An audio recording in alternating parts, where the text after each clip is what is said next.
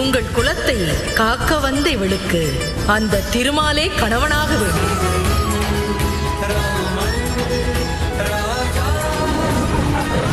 நந்தினி உன்னை சோதிக்கவே இப்படி செய்தாள். அந்த சோதனையில் நீ வெற்றி பெற்றாய். இளவரசர் ராமன்!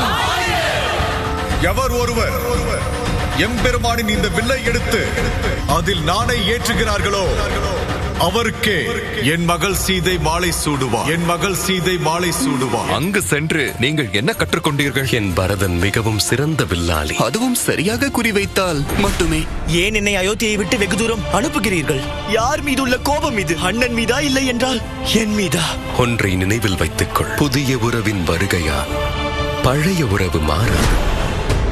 விஸ்வாமித்திரரே, அவனுக்கு ஆசி வழங்குங்கள். நான் இங்கு வழங்க அல்ல, பெறவே வந்திருக்கிறேன். தாங்கள் எதை கேட்டாலும் தருகிறேன். ராமன், பெருந்தவ முனிவருக்கு உங்கள் மகன் உதவி தேவையில்லை.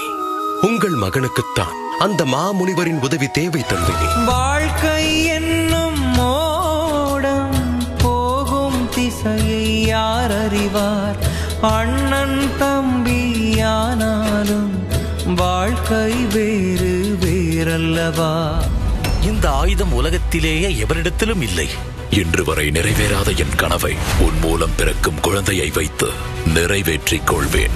இல்லை, வயது முதிர்ந்த ஒரு முதியவரின் கழுத்தில் கத்தியை வைப்பதுதான் உன்னை போன்ற வீரனுக்கு அழகா? மகளே! மாயாசுரா, உன் மகளை மணந்து கொள்கிறேன். மணம் முடிக்க எண்ணினால் மரியாதையோடு வந்து எம் தந்தையிடம் முறையோடு பெண் கேளுங்கள்.